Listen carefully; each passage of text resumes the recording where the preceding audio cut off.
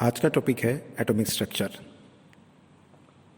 Hello दोस्तों, मैं यार दुष्यंत कुमार, बीटेक आईआईटी रुड़की, आपका दोस्त और केमिस्ट्री एक्सपर्ट। हमारा एक छोटा सा प्यारा सा चैनल है जिसका नाम है हेल्यूज एजुकोर, और एक हमारी फैमिली है जिसका नाम है हेल्यूज फैमिली। और इस हेल्यूज फैमिली के आप और मैं बहुत प्यारे से, बहुत अच्छे से सदस्य हैं। जैसा कि आप लोगों ने कहा था सर चैप्टर वाइज चलिए, तो I am starting with chapter 11th से स्टार्ट करते हैं। एटॉमिक स्ट्रक्चर अपने आप में बहुत इंपॉर्टेंट टॉपिक है। द रीज़न इज़, सिंपल सी बात है, क्योंकि ये फिजिक्स में भी और केमिस्ट्री दोनों में कॉमन हुआ करता है। तो मैं कोशिश करूँगा कि मैं एक ही शॉट में 10 मिनट में पूरा एटॉमिक स्ट्रक्चर आपके ब्रेन में फिट कर दूँ। आपको क्या करना है दोस्तों, आपको आंखें बंद करनी है, इमेजिनेशन करना है और ये सोचना है जैसे जैसे मैं बोलता जा रहा हूँ वैसे वैसे आप लिखते जा रहे हैं या रिकॉल करते जा रहे हैं या समझते जा रहे हैं। तो स्टार्ट करते हैं। मैं यार दुष्यंत कुमार, केमिस्ट्री एक्सपर्ट, आपके साथ एटॉमिक स्ट्रक्चर को रिवाइज करा रहा हूँ। चलिए तो स्टार्ट करते हैं पहले पॉइंट से। पहला पॉइंट हमारे पास में एटॉमिक स्ट्रक्चर का है कि हमारे पास में न्यूक्लियस और एटम, इन दोनों के साइज से रिलेटेड क्वेश्चन आता है। न्यूक्लियस का साइज हुआ करता है हमारे पास में, अगर रेडियस के टर्म्स में कहें तो 10⁻⁻15 मीटर, और एटम का साइज हुआ करता है 10⁻⁻10 मीटर। याद रखेंगे। एक फार्मूला और हुआ करता है जो न्यूक्लियस की रेडियस इन जनरल में बताता है, वो हुआ करता है Rn = R0 A⁻⁴ ए यहाँ पर है एटॉमिक नंबर, जैसे एल्यूमिनियम एटॉमिक मास, जैसे एल्यूमिनियम के लिए 27। इससे नेक्स्ट पे हम आ जाते हैं second point, that is Rutherford experiment. Rutherford का एक्सपेरिमेंट बेसिकली किसके लिए था? न्यूक्लियस को फाइंड करने के लिए। अल्फा पार्टिकल्स के बम्बार्डमेंट के लिए गोल्ड फॉइल को लिया गया, बहुत ही पतला करके लिया गया उसे, क्योंकि उसका न्यूक्लियस हैवी होता है इसलिए उसे लिया गया। पतला आराम से किया जा सकता है इसलिए भी उसे लिया गया। जब हम उस पर बम्बार्डमेंट करते हैं तो हमारे पास में रिफ्लेक्ट होते हैं कुछ, हमारे पास में जो अल्फा पार्टिकल्स होते हैं, कुछ पार्टिकल्स हमारे वापस आ जाते हैं और कुछ हमारे पास में डाइवर्ट जो हुए हैं उनका अगर नंबर पूछा जाए तो दैट इज प्रोपोर्शनल टू 1/, ध्यान दीजिए आंखें बंद रखनी है, 1/θ/2, किसका? साइन का, साइन θ/2 की power 4 means number of particle जो रिफ्लेक्ट हुए हैं n प्रोपोर्शनल टू 1/sin θ/2 की power 4। Point number 3, this is very important. जब हम रेडियस की मेजरमेंट करते हैं और उसमें भी हमारे पास में आइसो इलेक्ट्रॉनिक अगर हो जाते हैं, से कार्बन 4- और N3-, दोनों में इलेक्ट्रॉन्स कितने हैं? 10 और 10 है, तो इन्हें हम बोलते हैं आइसो इलेक्ट्रॉनिक। अब आइसो इलेक्ट्रॉनिक में हमें क्या देखना होता है? जिसमें नंबर ऑफ प्रोटॉन्स ज़्यादा होंगे, कार्बन और नाइट्रोजन में किस में ज़्यादा है? नाइट्रोजन में। तो जिसमें नंबर ऑफ प्रोटॉन्स ज़्यादा होंगे उसकी रेडियस छोटी होगी, उसकी रेडियस छोटी होगी। जैसे एल्यूमिनियम +3 और Na+। एल्यूमिनियम में हमारे पास में कितने इलेक्ट्रॉन्स? 10 हैं, और सोडियम Na+ में भी 10 है, लेकिन एल्यूमिनियम की न्यूक्लियस में 13 प्रोटॉन है, 13। तो इसलिए वो क्या करेगा? इलेक्ट्रॉन्स को ज़्यादा खींचेगा और उसकी वजह से रेडियस छोटी हो जाएगी। इमेजिन करते रहिए, आगे की ओर बढ़ते रहिए। इसके बाद में हमारे पास में जो आया करता है वो आया करता है आपका, मैं मेन पॉइंट्स ले रहा हूँ। 4th पॉइंट पे आते हैं, वो आता है हमारे पास में बोहर्स मॉडल। जब हम बोहर्स मॉडल की बात करते हैं तो वो 1 इलेक्ट्रॉन सिस्टम के लिए हुआ करता है। ये चीज़ बहुत इंपॉर्टेंट है। उसमें सबसे पहला फॉर्मूला हमारे पास में बनता है mvr = nh/2π, जिसे हम बोलते हैं एंगुलर मोमेंटम। ये हमारे पास में 1 इलेक्ट्रॉन सिस्टम के लिए है। ये मैं 4th पॉइंट बता रहा हूँ, आंखें नहीं खोलनी है, ध्यान देना है जो मैं पढ़ा रहा हूँ उसके ऊपर, ठीक है।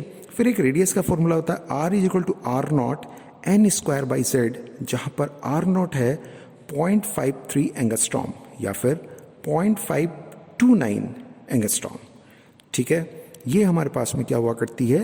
रेडियस या R0 हुआ करता है, और यहाँ पर n ऑर्बिट का नंबर है, z एटॉमिक नंबर है। जब हम स्पीड की बात करते हैं तो इलेक्ट्रॉन जब ऑर्बिट के अंदर मूव करता रहता है तो उसकी स्पीड हुआ करती है v = v0 z/n, z/n। ध्यान रखेंगे v0 फिर से कांस्टेंट वैल्यू है, क्या होती है? अब आप बताइए, yes yes yes yes yes बताइए। यस, 2.2 इंटू 10⁻6 मीटर पर सेकेंड, 2.2 इंटू 10⁻6 मीटर पर सेकेंड। इससे हम एक और फॉर्मूला डेवलप कर सकते हैं, वो है हमारा टाइम पीरियड, और time period t is equal to होता है 2πr upon v, 2πr upon v, और इन r और v की वैल्यू को आप रख करके t का फॉर्मूला तैयार कर सकते हैं। Now coming to the very important point, that is 5th number of point. हम 5वें पॉइंट पे आ जाते हैं, उसके ऊपर डिस्कशन हमारा अब स्टार्ट हो जाता है आगे की ओर को।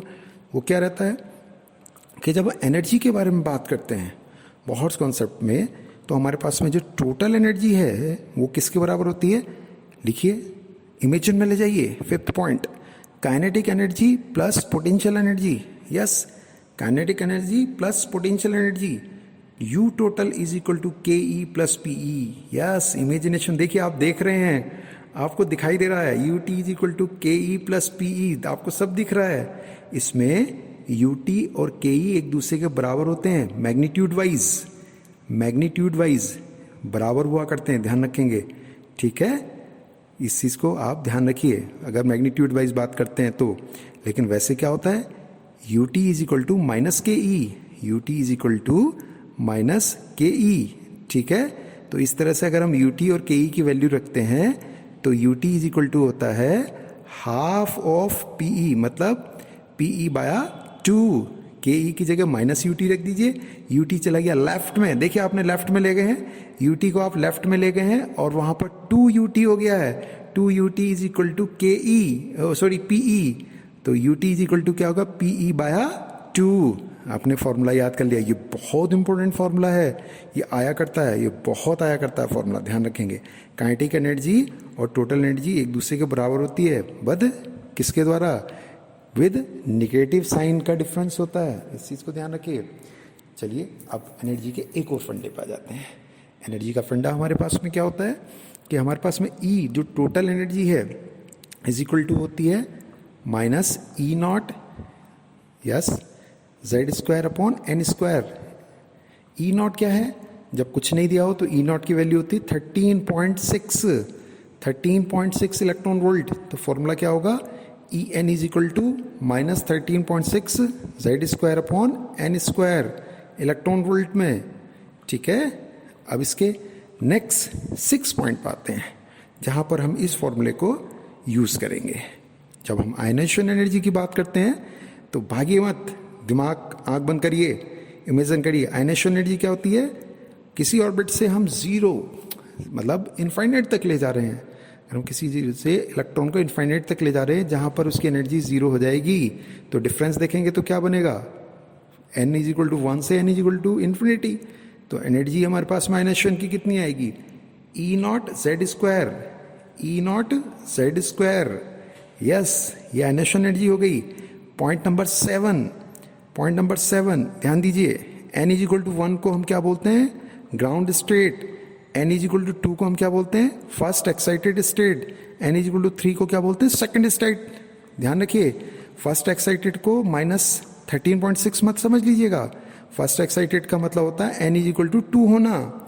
जब पहले से नीचे की ओर कूद करके आता है तो एनर्जी को क्या करता है? रिलीज, जिसको बोलते हैं इमिशन स्पेक्ट्रा, ठीक है। अगर n इज इक्वल टू 3 कहीं पर है तो वो इमिशन और एब्जॉर्प्शन दोनों करेगा, और n इज इक्वल टू अगर 1 है तो केवल एब्जॉर्ब करता हुआ ऊपर की ओर ही जाएगा, ये ध्यान रखेंगे, ठीक है। Point number 8, most important point, higher level पे एनर्जी का डिफरेंस क्या होता है? कम होता है, और एनर्जी का डिफरेंस कम होने की वजह से उस जगह पर एक चीज बहुत इंपॉर्टेंट होती है, क्या? E, डेल्टा E क्या है? कम है, तो lambda is equal to HC over delta E है। तो ऐसे में लैम्डा क्या होगा आपका? ज्यादा होगा। लैम्डा ज्यादा होता है हायर लेवल पे, लोअर लेवल पे एनर्जी का डिफरेंस ज्यादा होता है तो लैम्डा कम होता है। फॉर्मूला से delta E is equal to HC over lambda. Now coming to the point number 9, that is important. अगर हम हायर लेवल से लोअर लेवल पर जंप करते हैं, हायर लेवल से लोअर लेवल पर जंप करते हैं तो क्या होता है? टोटल जंप कितनी होंगी? n2 माइनस n1, ठीक है। n2 minus n1 plus 1 by 2, n2 minus n1 into n2 minus n1 plus 1/2 total number of jumps. आप इतने स्ट्रेंथ वाले हैं, आपका ब्रेन बहुत स्ट्रेंथ वाला है, नो नीड, आपका रिवीजन पावर बहुत अच्छी है, बहुत अच्छी है, आपको किसी बुक की ज़रूरत नहीं, आपको किसी नोट्स की ज़रूरत नहीं, आप सारी चीज़ों को मेरे साथ बहुत अच्छे से रिकॉल कर रहे हैं, बहुत ही अच्छे से रिकॉल कर रहे हैं, आपको सब कुछ रिवाइज होता जा रहा है, आपको सब कुछ विजुलाइज होता जा रहा है। काहे को डरते हो यार, क्यों डरते हो? तुम्हें तो सब कुछ आता है यार, हीरो हो तुम, हीरो। जहाँ जहाँ पे थोड़ी सी कमियाँ वो मैं आपकी दूर कराता जा रहा हूँ। बस अगर हमें जंप ऊपर से नीचे हुई है, एनर्जी हमारे पास में इलेक्ट्रॉन वोल्ट में है, तो लैम्डा इज इक्वल टू होगा 1 2 3 4 5 1 2 3 4 5 डिवाइड बाय डेल्टा ई बराबर लैम्डा। डेल्टा ई होना चाहिए इलेक्ट्रॉन वोल्ट में और लैम्डा निकल करके आएगा एंगस्ट्रॉम में।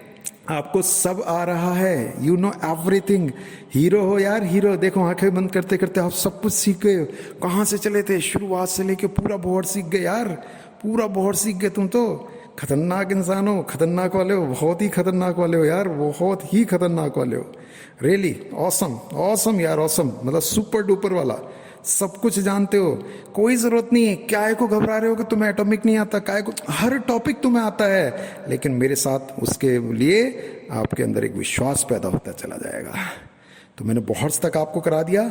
इसके कुछ स्पेशल पॉइंट्स, कुछ स्पेशल बातें नेक्स्ट वीडियो में मैं ज़रूर कराऊंगा, मत भूलिएगा। सेकंड पार्ट जहाँ पर हम करेंगे नोट्स के बारे में बात, जहाँ पर हम बात करेंगे बहुत ही इंपॉर्टेंट, जानते हैं कौन सी बात है? साई के बारे में, डेंसिटी, डेंसिटी के बारे में बात करेंगे, इलेक्ट्रॉन डेंसिटी, नोट्स, उनके ग्राफ, क्वांटम नंबर्स, और साथ में कुछ ऐसे क्वेश्चंस जो बड़े अजीब से होते हैं, जो अफवाह, हंट्स और पॉली से रिलेटेड हुआ करते हैं। इतना ध्यान रखेंगे। हमारे पास में कहीं पर अगर 3s 3p 3d लिखा है तो इन तीनों की एनर्जी सेम हुआ करती है अकॉर्डिंग टू बोहर कॉन्सेप्ट, या फिर हम कहेंगे वन इलेक्ट्रॉन सिस्टम, जैसे hydrogen, helium plus, lithium plus plus, इन सब में अगर ऑर्बिट का नंबर सेम है, मतलब 4s 4p 4d हैं, तो 444 मतलब एनर्जी फोर्थ ऑर्बिट की निकल रही है, और ये एनर्जी क्या रहेगी? सबके लिए सेम रहेगी। Is this clear? तो दोस्तों मैंने कोशिश करी आपको इस 10 मिनट में बहुत सारे अच्छे से कॉन्सेप्ट देने की। आई होप तुम्हें सब समझ में आया होगा, आप अच्छे से एंजॉय कर रहे होंगे। और ये जो फैमिली है हमारी हेलियोस फैमिली, इसमें हम इसी तरह से बढ़ते जाएंगे। तो हम स्टार्ट कर चुके हैं टॉपिक वाइज सीरीज।